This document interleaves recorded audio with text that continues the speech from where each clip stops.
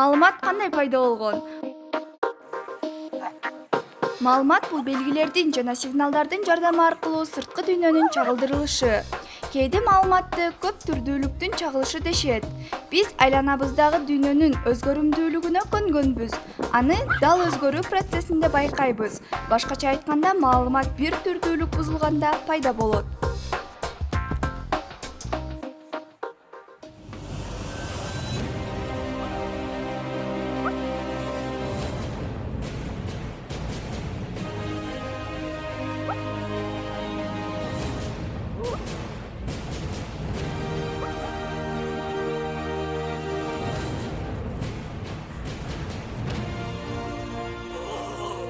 Өзүңүздөр көргөндөй эле маалымат менен бөлүшүү аркылуу өсүп өнүгүүгө мүмкүн болоорун билдик.